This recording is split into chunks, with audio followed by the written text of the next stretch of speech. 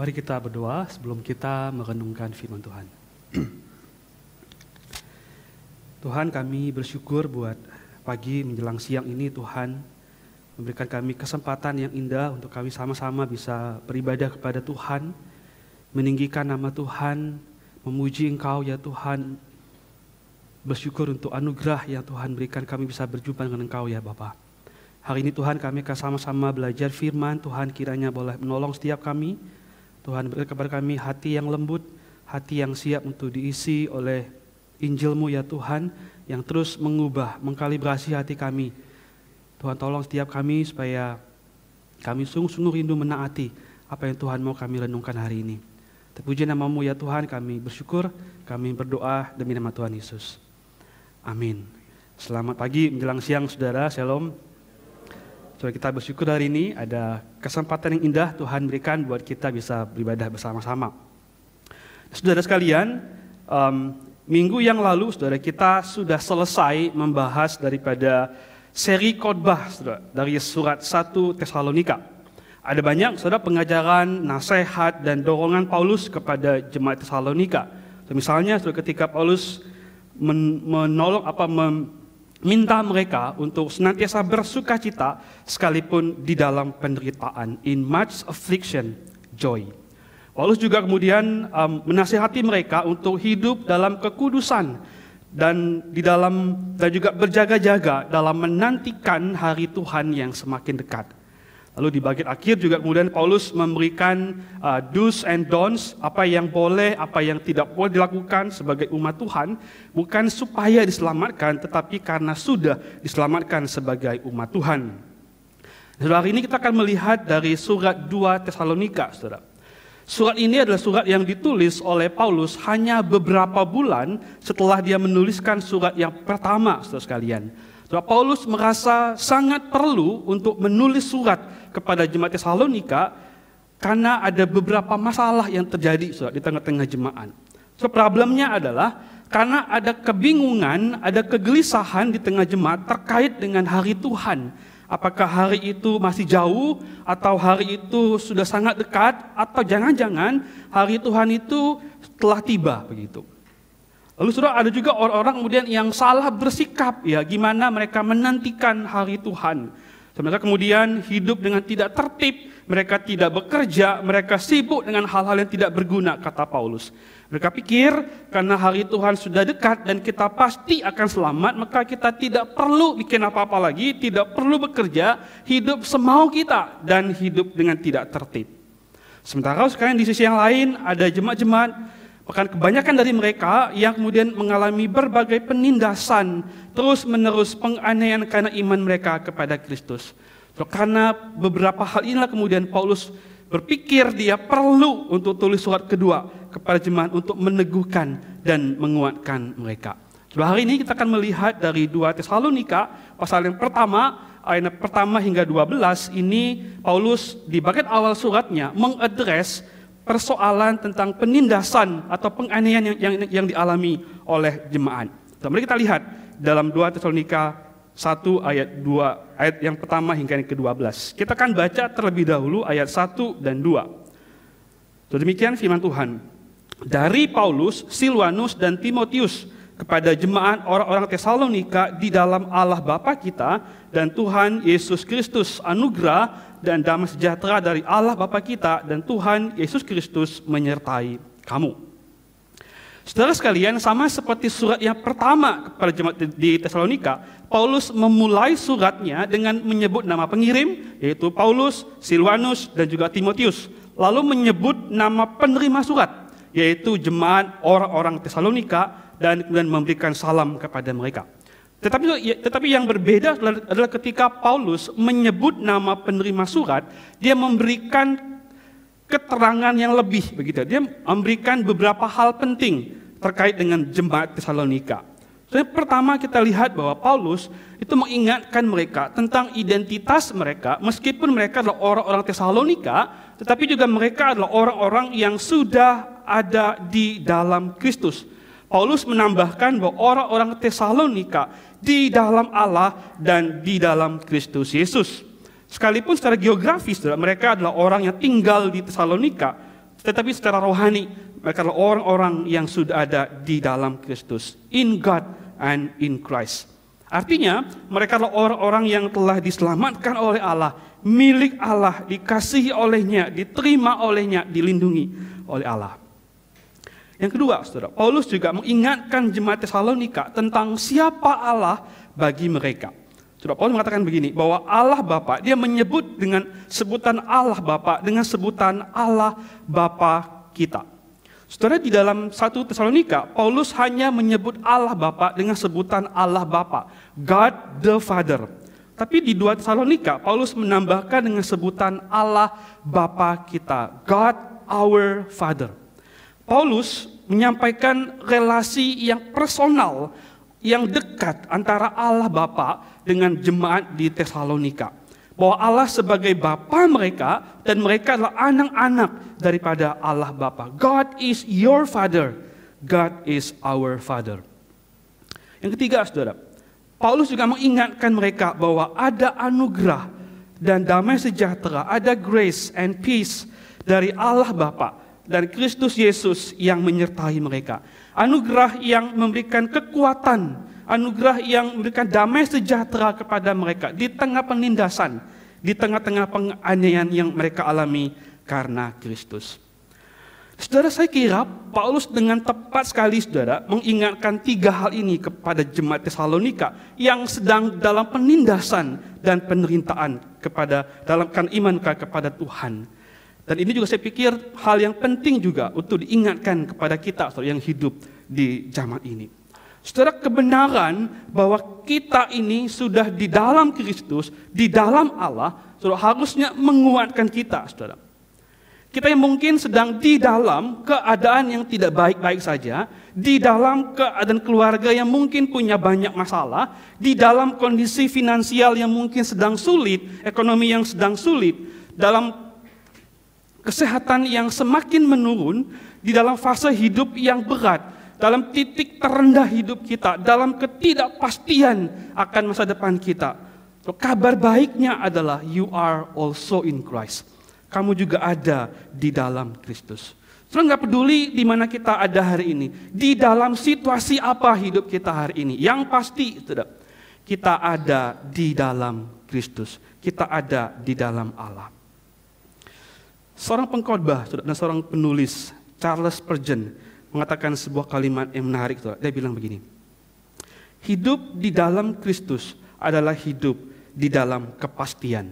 Karena kita tahu bahwa kita miliknya untuk selama-lamanya.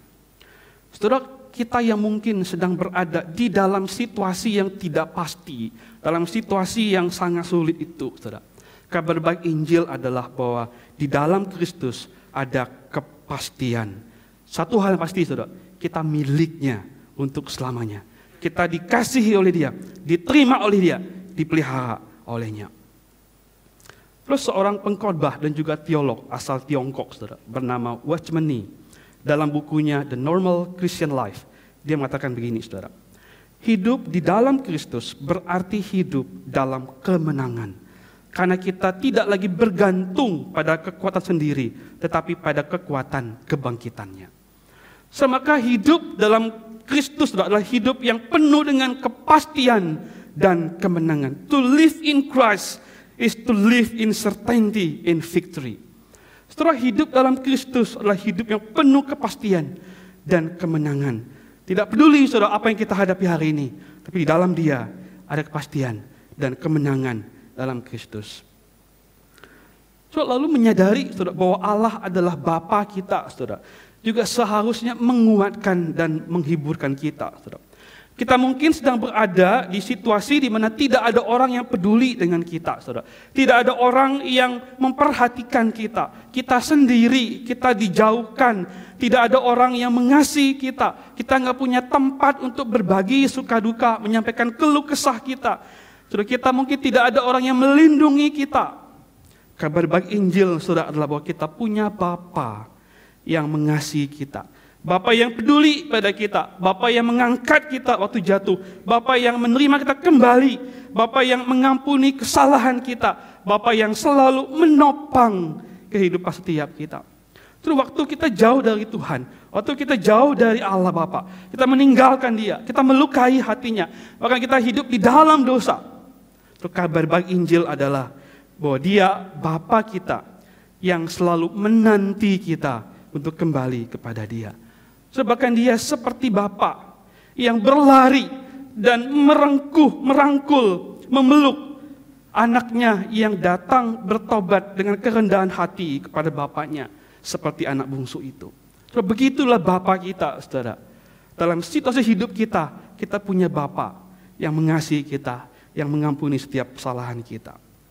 So, bahkan Bapa dan Kristus Yesus juga memberikan anugerah dan damai sejahtera senantiasa bagi kita yang kita butuhkan dalam situasi-situasi sulit dalam hidup kita.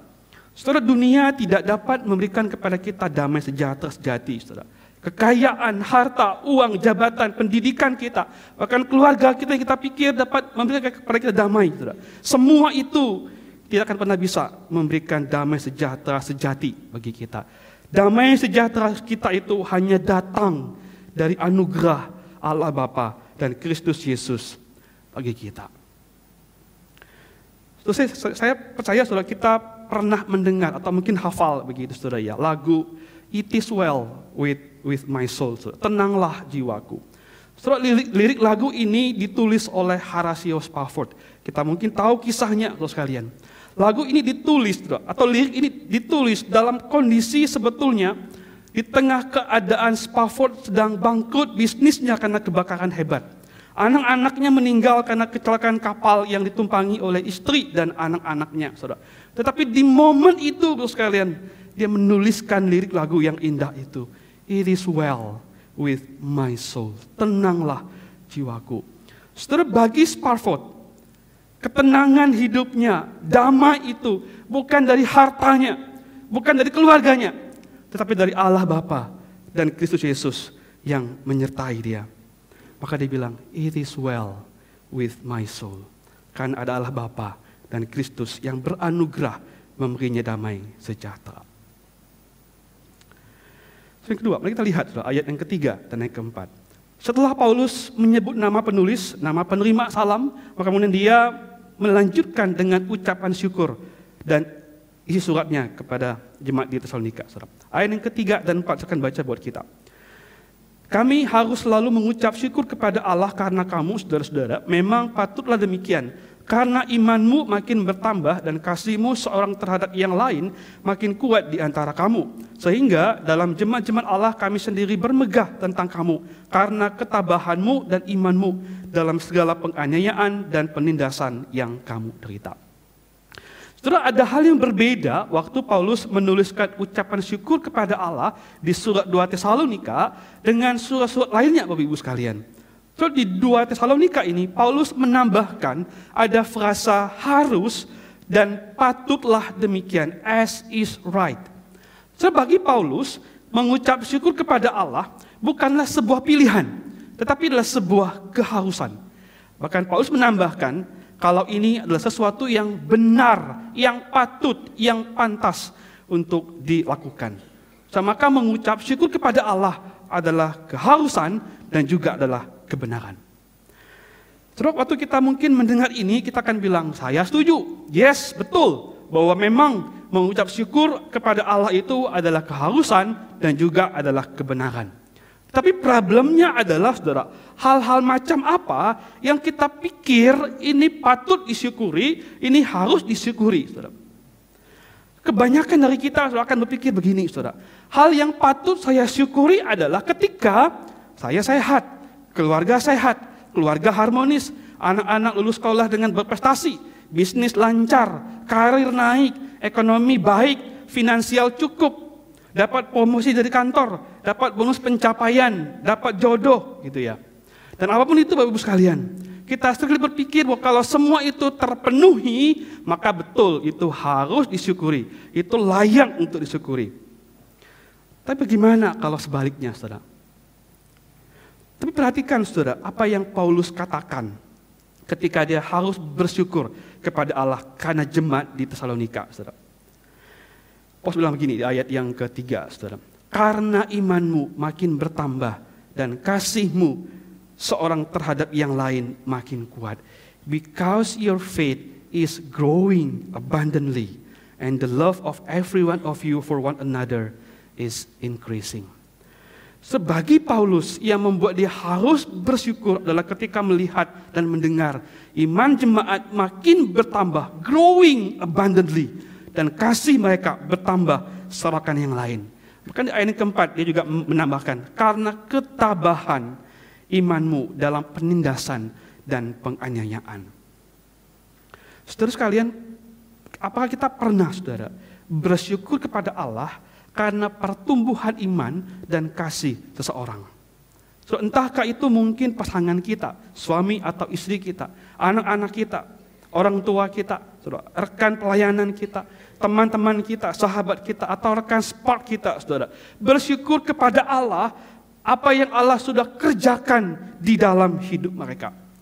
Saudara, kita seringkali sangat mudah untuk menghakimi dan merendahkan orang kalau dia jatuh atau gagal, begitu.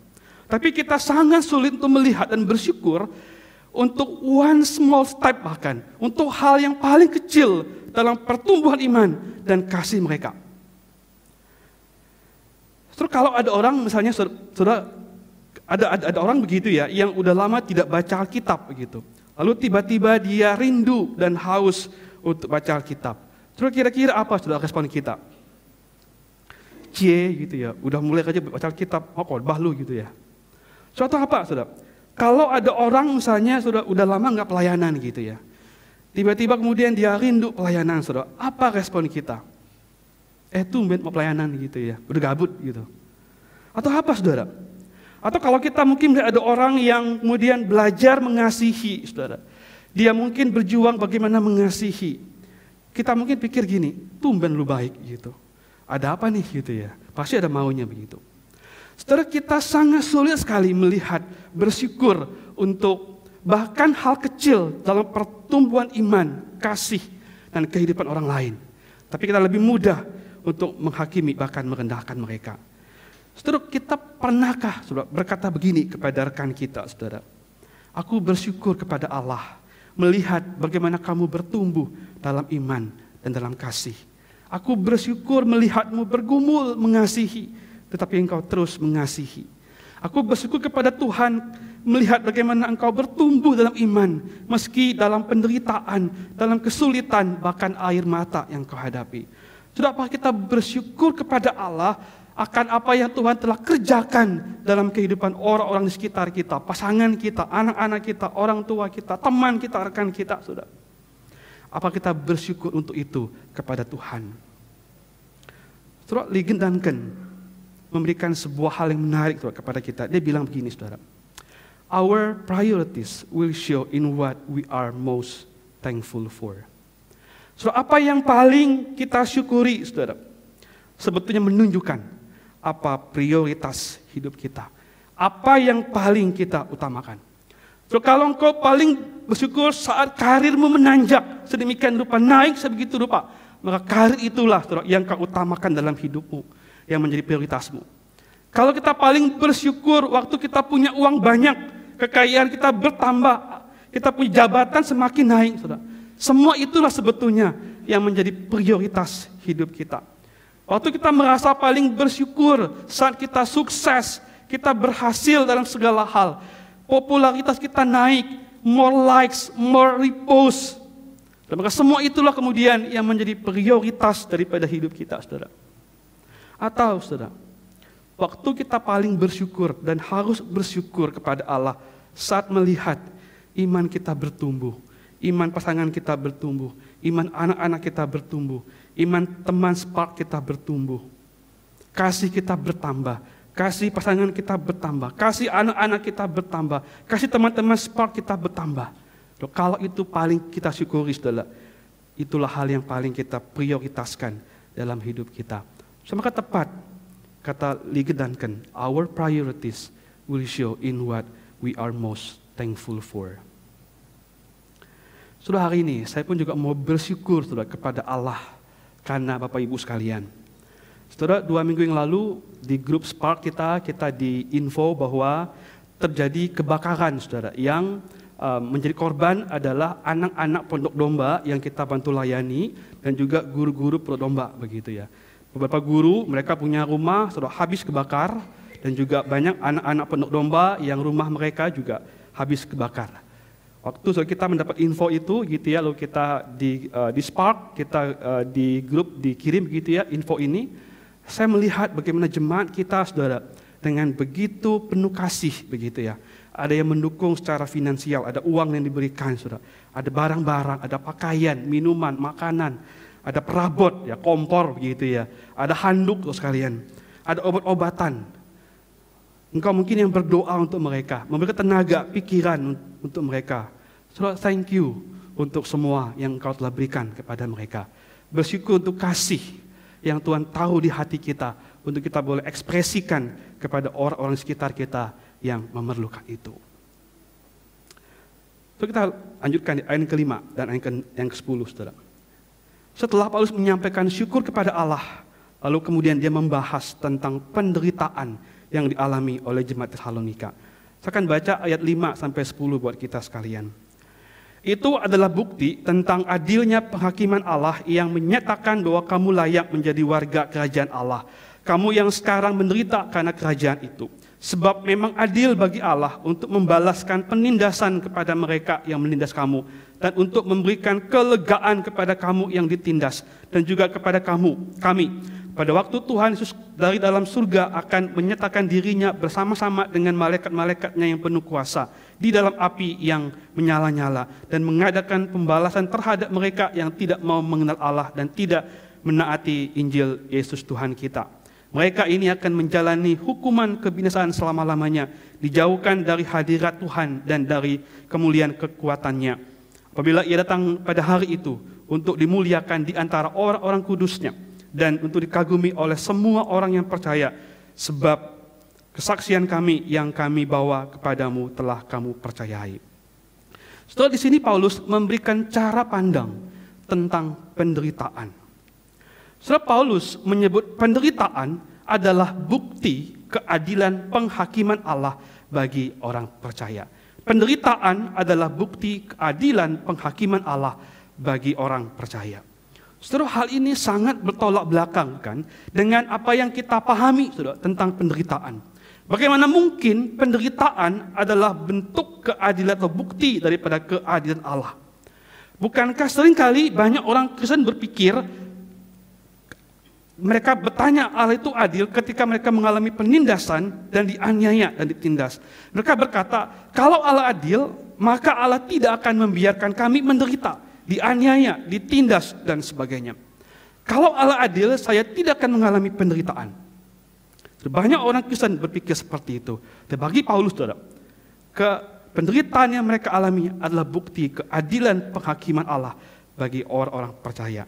Tapi kapan, saudara? Dan bagaimana cara Allah menunjukkan keadilan penghakimannya? So, ayat ke-6 sampai ke-9, Paulus menyebutkan bahwa Allah akan menunjukkan keadilannya pada waktu Kristus akan datang kembali dengan berbagai cara. Yang pertama, dikatakan begini, Allah menyatakan keadilannya dengan cara membalaskan penindasan kepada orang-orang yang menindas umat Allah. Di hari itu nanti, on that day, saudara, waktu Kristus datang kembali, Dia akan membalaskan setiap orang yang menindas umat Allah. Itu cara Allah menunjukkan keadilannya. Yang kedua, saudara, yang ke-8, bahwa kita mungkin pikir, saya memang tidak dianiaya, saya mungkin tidak menderita karena ditindas begitu ya. Tetapi tetap juga saya mengalami berbagai penderitaan. Saya punya banyak masalah, ngalamin banyak ketidakadilan, pergumulan. Padahal saya sudah percaya pada Kristus. Saya sudah hidup jujur, saya sudah hidup baik-baik, tidak melakukan hal yang curang, tidak aneh-aneh, tidak macam-macam. Tapi kok tetap juga saya mengalami penderitaan. Coba lihat orang yang tidak percaya. Mereka yang tidak percaya Tuhan, mereka tidak kenal Tuhan, bahkan mereka menolak Injil Tuhan. Coba lihat mereka. Mereka kaya, mereka lebih baik, mereka lebih sukses, mereka lebih makmur, mereka lebih berhasil. Allah tidak adil. Tapi perhatikan saudara, apa kata Paulus di ayat ke-8. Bagi mereka pun, orang-orang yang tidak mengenal Allah, mereka yang tidak menaati Injil, on that day, saudara, Allah pun juga akan menghakimi mereka dan akan melakukan pembalasan kepada orang-orang yang tidak mengenal Allah dan tidak mau percaya kepada Kristus. Yang ketiga, saudara, bagi orang-orang yang menindas umat Tuhan, mereka yang tidak mengenal Allah, mereka yang tidak menaati Injil, semua itu khusus kalian akan sama-sama mengalami penghukuman Allah, kebinasaan untuk selama-lamanya, dijauhkan dari hadirat Allah. Terus itu yang Allah akan lakukan kepada orang-orang yang menindas umat Tuhan, orang-orang yang tidak mengenal Allah dan tidak menaati Injil. Allah akan adil pada waktunya. Lalu gimana dengan orang-orang percaya di tengah-tengah penderitaan? So, ayat yang ketujuh, saudara, mengatakan begini, bahwa bagi orang-orang percaya, saudara, satu hari nanti, on that day itu, Tuhan akan memberikan kelegaan kepada mereka waktu Kristus datang kembali. Allah memberikan kelegaan, freedom, rest kepada mereka. So, kata yang dipakai, saudara, seakan-akan seperti ada sebuah beban, sebuah tekanan yang menekan gitu ya. Tiba-tiba ini terlepas gitu, terangkat, saudara. Kira-kira begitulah kondisi di mana Allah akan memberikan keadilannya. Dia akan memberi kelegaan, mengangkat setiap penderitaan dan pergumulan yang dihadapi oleh umatnya. So, itu yang Allah lakukan bagi orang-orang yang percaya. Bentuk keadilan Tuhan bagi kita. Tetapi saudara, yang menarik saudara sekarang adalah bahwa bukan hanya itu, saudara, bahwa di hari Tuhan datang kembali, on that day, saudara sekalian, kita bukan hanya akan terlepas dari penindasan dan penderitaan, kita bukan hanya mengalami kelegaan dari Tuhan, tapi kita pun juga akan mengalami dimuliakan bersama-sama dengan Kristus. Saudara, Ligon Anken mengatakan begini, saudara, kelegaan orang percaya bukan akhir dari penderitaan yang mereka alami, tetapi sukacita menyaksikan Kristus dimuliakan dan kita berbagian di dalam kemuliaannya.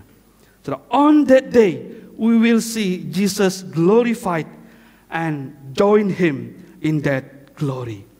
Maka dibilang, that's what makes the suffering worth it. So, itu yang membuat penderitaan kita worth it, saudara, layak untuk kita alami.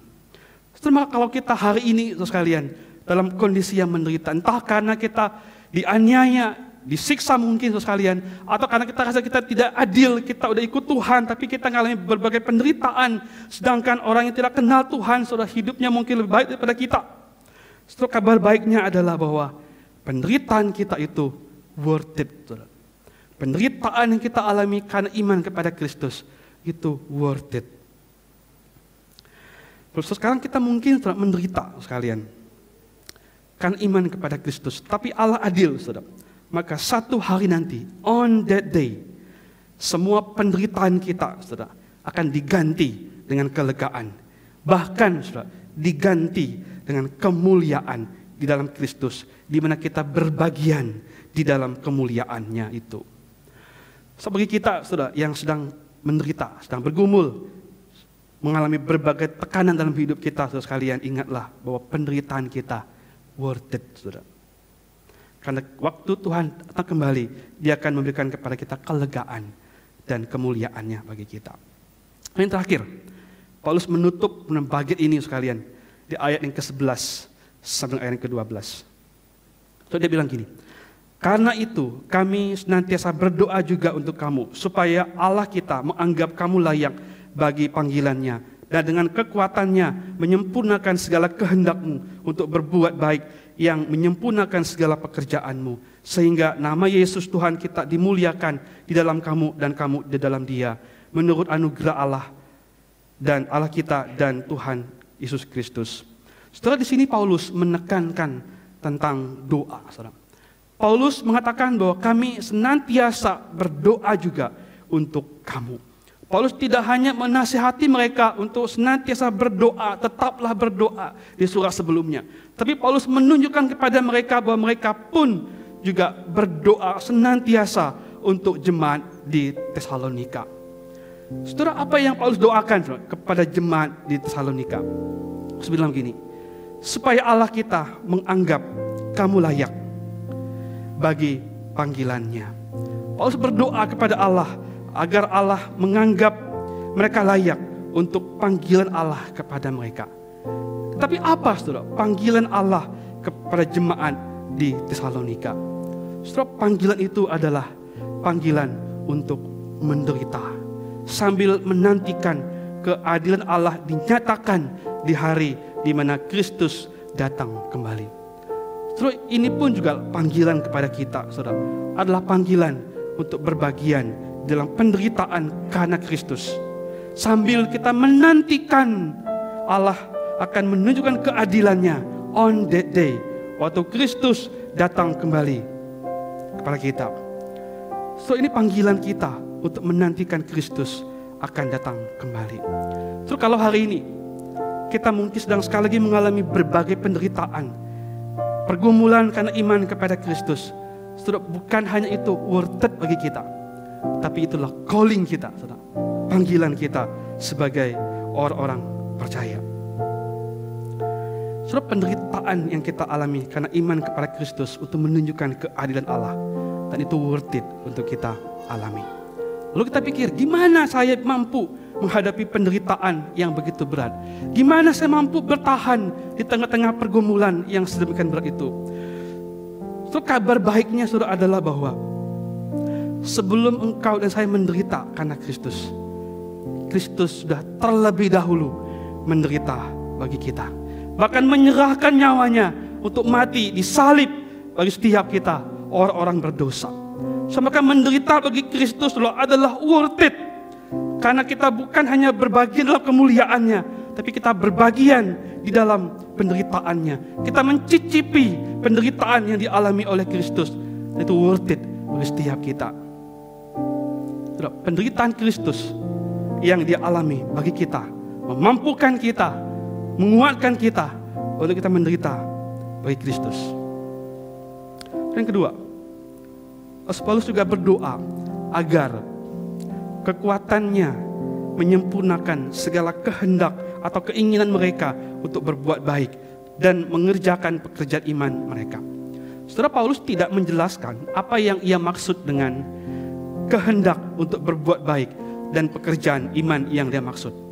Tapi yang Paulus maksudkan adalah bahwa apapun yang mereka lakukan untuk berbuat baik dengan maksud yang baik, kiranya Allah dan kekuatannya selalu menyertai dan menyempurnakannya. Saudara, segala perbuatan baik, segala maksud baik yang kita kerjakan bagi Kristus, saudara, tidak selalu, saudara, mendapat respon yang baik. Tidak selalu perbuatan baik kita dianggap baik. Bahkan mungkin, saudara, ada kalanya perbuatan baik kita yang kelihatan baik, tapi ada maksud di balik semua itu. Ada hati yang menyimpang, ada hati yang bukan tertuju pada Tuhan. Waktu kita mengerjakan semua itu, ada maksud yang tidak baik, saudara. Apalagi kalau itu terjadi waktu kita mengalami berbagai penderitaan, saudara sekalian. Tidak mudah berbuat baik di tengah situasi yang tidak mudah. Apalagi mengerjakan hal yang baik untuk tujuan yang baik. Kita pikir kalau kita lagi menderita, saya berbuat baik supaya saya sekedar lepas dari penderitaan ini sekalian. Bukan untuk kebaikan yang Tuhan mau kita kerjakan. Maka Tuhan kemudian melalui Paulus berdoa bagi jemaat Tesalonika supaya Tuhan menyempurnakan itu, menopang mereka, memurnikan hati mereka, memurnikan motivasi mereka untuk terus berbuat kebaikan meskipun di tengah penderitaan yang mereka alami. Paulus juga mengatakan begini, dia berdoa pada Tuhan supaya kekuatannya menyempurnakan segala pekerjaan iman mereka. Saudara, kita nggak tahu secara spesifik apa pekerjaan iman yang dimaksudkan oleh Paulus di sini. Tapi sangat mungkin, saudara, yang Paulus ingin katakan adalah bahwa apapun yang kamu lakukan sebagai ekspresi daripada iman, apapun bentuk pekerjaan iman yang mereka lakukan itu, dan kiranya Tuhan menyempurnakan segala bentuk ekspresi, segala bentuk wujud, segala bentuk tindakan iman mereka. Kiranya Tuhan menyempurnakan semua itu. So, ada banyak ekspresi iman, saudara, atau pekerjaan iman yang bisa kita lakukan. Melayani Tuhan, memberitakan Injil, bersaksi, menolong orang, mengasihi orang lain, sabar, bertekun, berdoa, baca Alkitab, bersekutu, beribadah. Saudara, apapun semua itu, saudara, ada banyak bentuk dan ekspresi dari iman kita kepada Kristus. Dan kiranya Tuhan menyempurnakan, menguatkan, menopang kita dalam kita mengekspresikan iman kita kepada Kristus. Lalu kenapa bagi Paulus sangat penting untuk mendoakan itu? Saudara, kita adalah manusia yang sering gagal. Kita lemah, kita gampang jatuh, kita mudah menyerah. Saudara, kita tidak mampu mengerjakan, saudara, ekspresi iman kita dengan sepenuhnya. Kita banyak gagal ketimbang berhasilnya sekalian. Karena itu kita perlu sebagai tubuh Kristus saling mendoakan, saling menguatkan, agar kita dimampukan untuk mengekspresikan, mengerjakan pekerjaan iman yang Tuhan percayakan pada kita. Dan di akhir semua itu, Bapak Ibu sekalian, Paulus menutup dari ke-12, dia bilang begini, sehingga nama Yesus Tuhan kita dimuliakan di antara kamu dan kamu di dalam Dia. Saudara, seluruh pekerjaan iman kita, seluruh perbuatan kasih kita, seluruh penderitaan yang kita alami itu, semua itu sekalian pada akhirnya hanya untuk memuliakan Kristus Yesus. Saudara, betul Kristus akan dimuliakan nanti, saudara. Waktu dia datang kali kedua, on that day, Kristus akan dimuliakan. Tapi bagi Paulus, hari ini pun juga Kristus harus dimuliakan di tengah-tengah umatnya. Saudara, hari ini Tuhan mau kita memuliakan Kristus, saudara. Jangan tunggu nanti, on that day, tapi mulai hari ini kita memuliakan Kristus.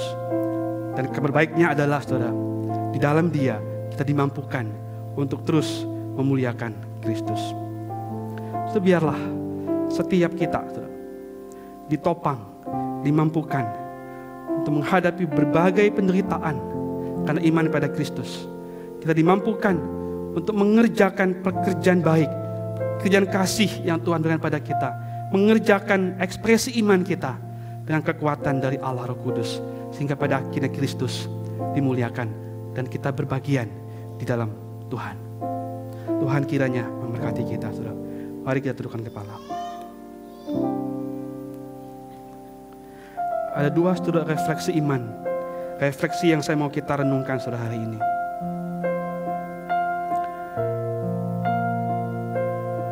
Pertanyaan refleksi yang pertama, apakah Anda bersyukur atas iman dan kasih yang Allah kerjakan di antara sesama tubuh Kristus?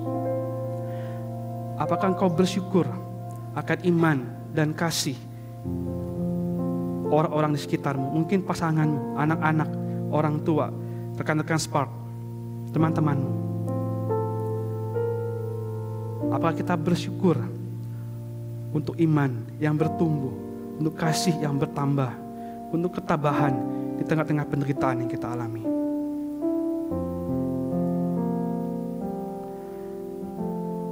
Kalau engkau mengingat ada teman, rekan, keluarga yang kau lihat imannya bertumbuh, yang kau lihat kasihnya bertambah, bersyukurlah kepada Allah. Tuhan, terima kasih Engkau sudah mengerjakan pertumbuhan iman dan kasih dalam diri mereka. Yang kedua, saudara,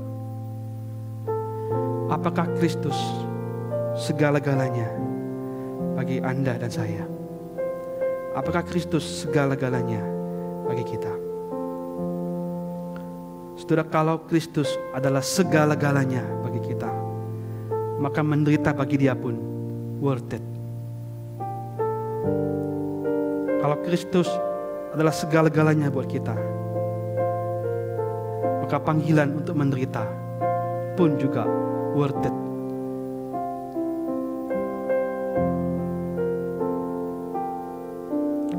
Mari berdoa masing-masing kepada Tuhan.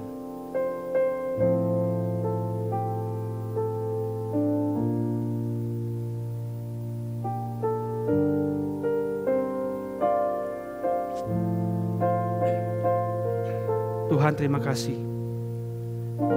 Bersyukur ya Tuhan untuk pertumbuhan iman yang Engkau sudah kerjakan di tengah-tengah gereja kami ya Tuhan, di tengah-tengah Grace Life.